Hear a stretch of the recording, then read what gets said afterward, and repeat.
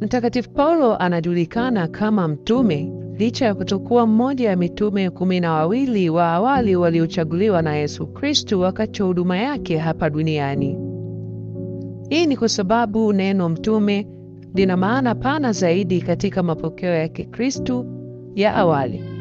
Neno mtume linatokana na neno la Kigiriki apostolos, ambalo linamaanisha aliyetumwa au mjumbe.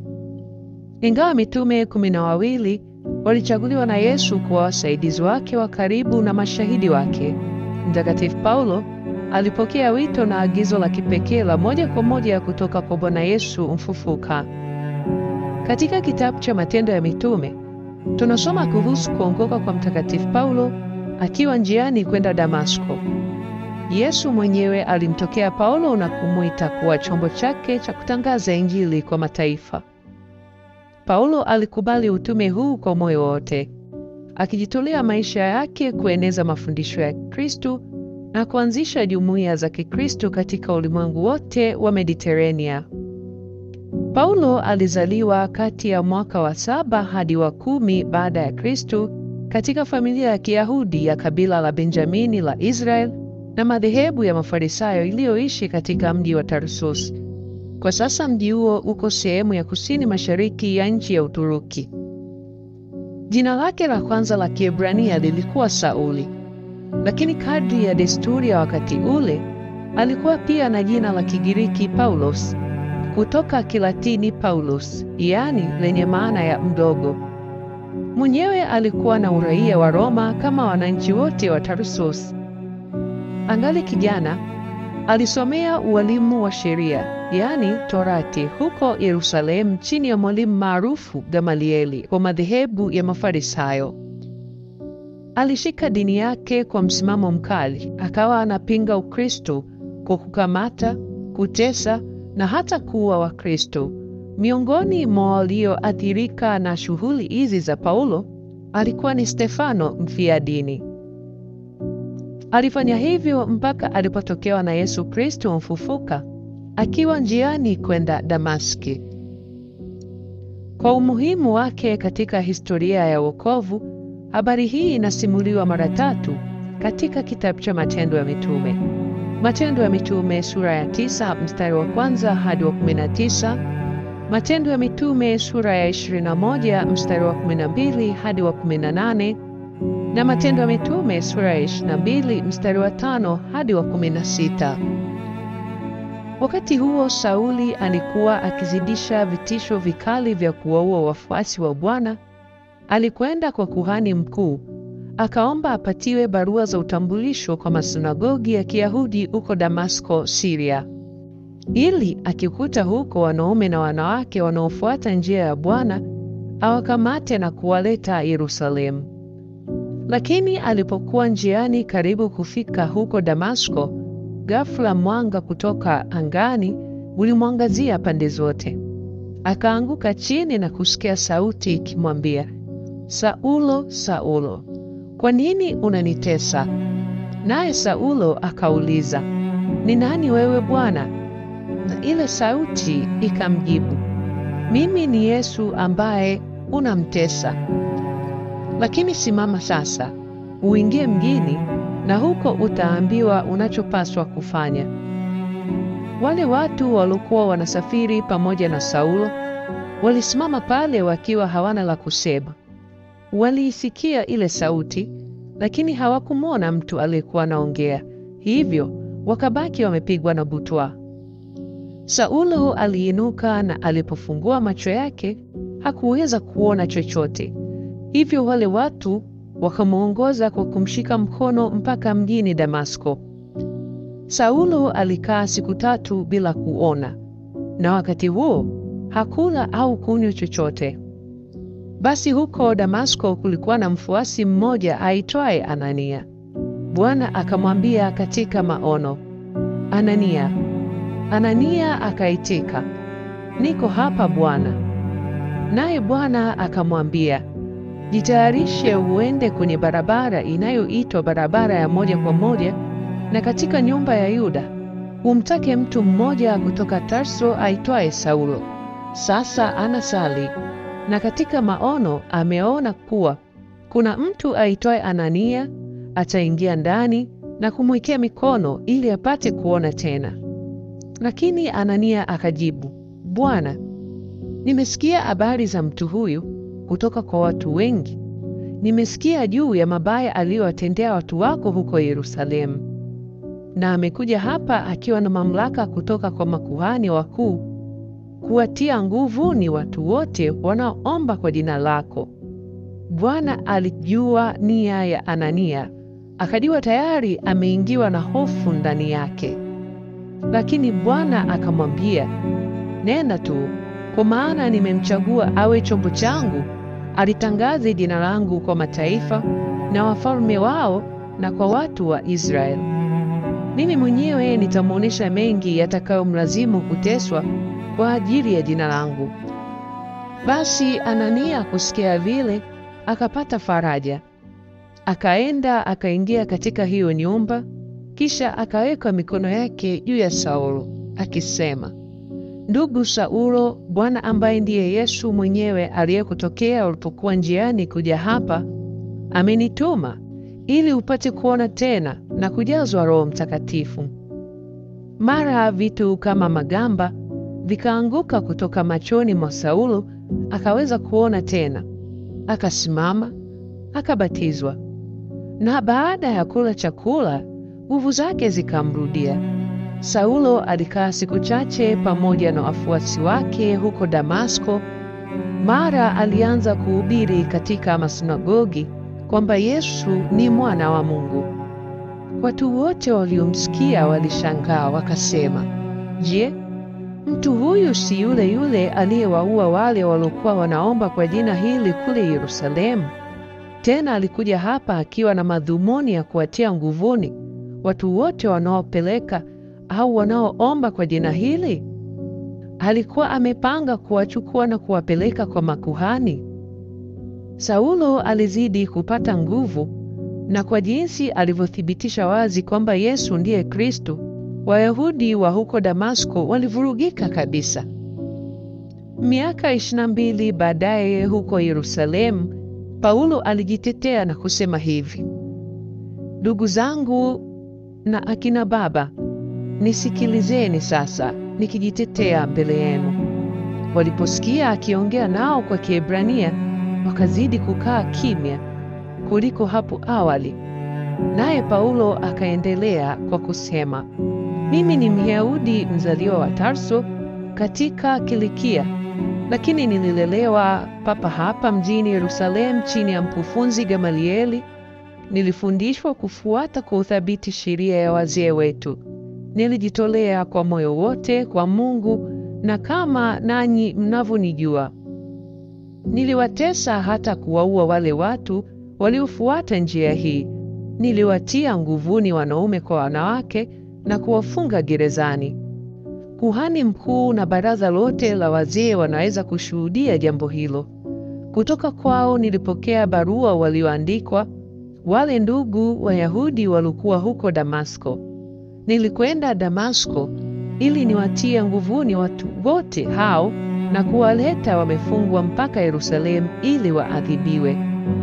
Basi nilipokuwa njiani karibu kufika Damasko, yapata saa 6 mchana, mwanga mkubwa kutoka mbinguni ulitokea ghafla, ukaniangazia pande zote.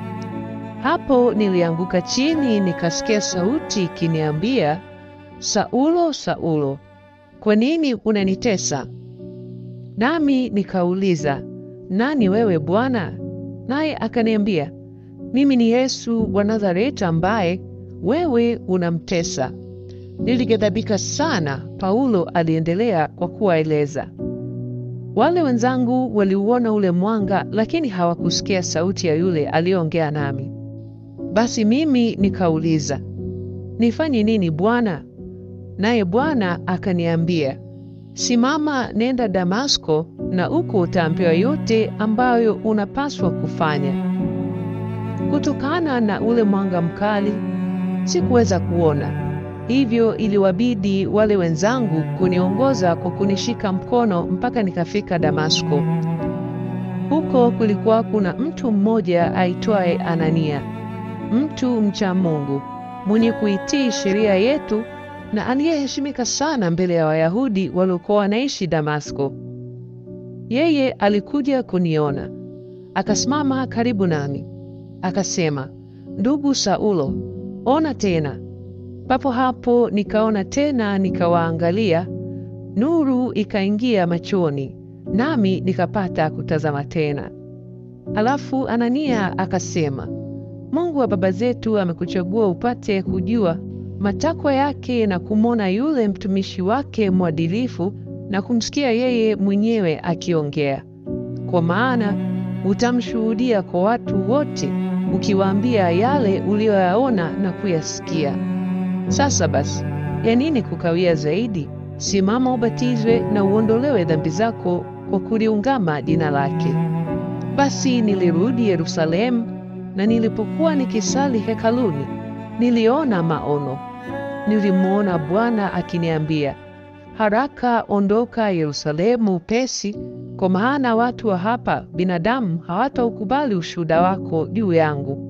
Nami nikamjibu, "Bwana, wao wanajua wazi kwamba mimi ni yule aliyekuwa anapita-pita katika masinagogi na kuwatia nguvuni na kuwapiga wale waliokuwa wanakuamini, na kwamba wakati shahidi wako Stefani alipouawa, mimi binafsi nilikuwako pale nikikubaliana na hicho kitendo na kuyalinda makoti ya wale waliokuwa wanamuua.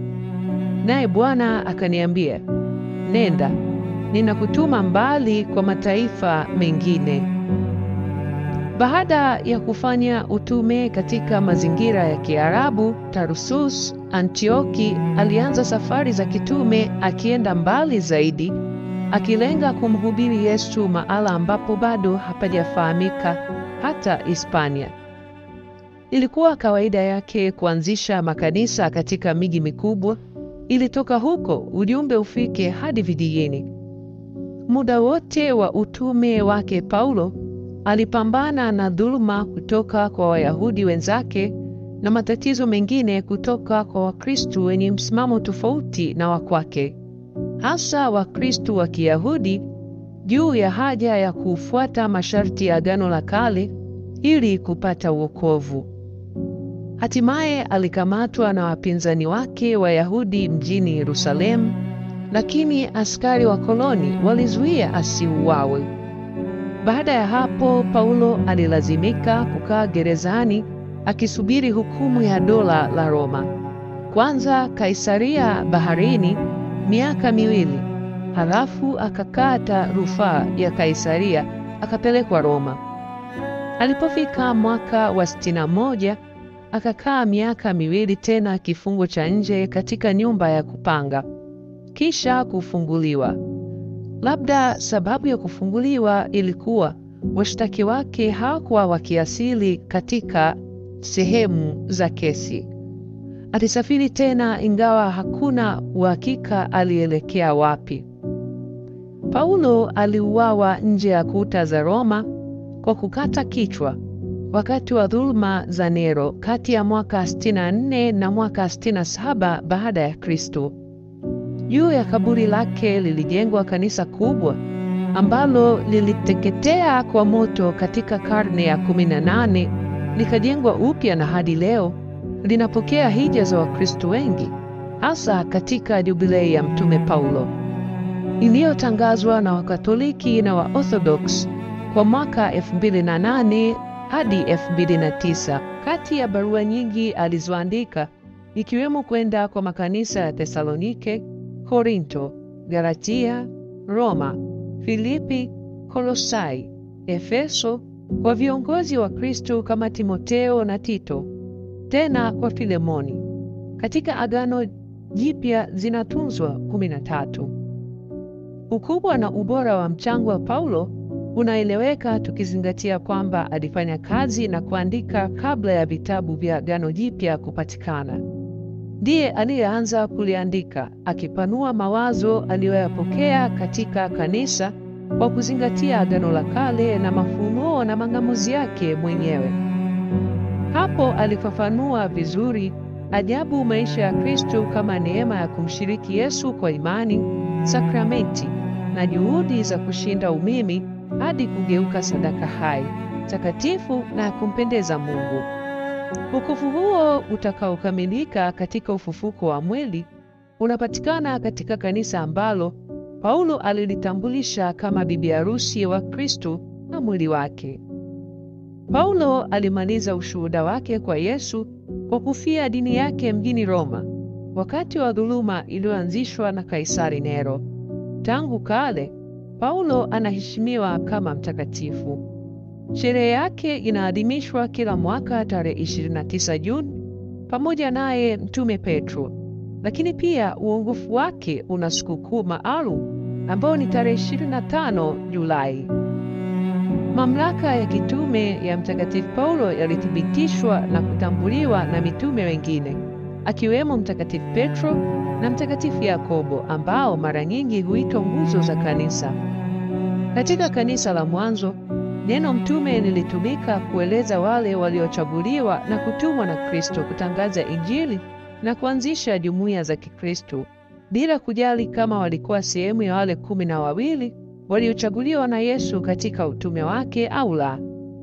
Safari zake 3 za Mtume Paulo kubwa za kimisionari, maandishi yake au barua zake ambazo zinafanya sehemu kubwa ya Agano Jipya, na ufahamu wake wa kina wa theolojia umekuwa na athari kubwa katika maendeleo na ueneaji wa kanisa la mwanzo. Mafundisho na barua zake zinaendelea kusomwa, kuheshimiwa na kuingizwa katika theolojia ya Kikatoliki. Kwa kifupi, Mtakatifu Paulo anachukuliwa kama mtume kwa sababu licha ya kutokuwa mmoja wa wale 12 wa awali, alipokea wito na agizo la moja kwa moja kutoka kwa Kristo mfufuka. Neno mtume linajumuisha wale waliochaguliwa na kutumwa na Kristo kutangaza Injili. Na michango muhimu ya Mtakatifu Paulo kwa kanisa la kwanza na athari yake kubwa juu ya theolojia ya Kristo inathibitishwa kutambuliwa kwake kama mtume katika mapokeo ya Kanisa Katoliki.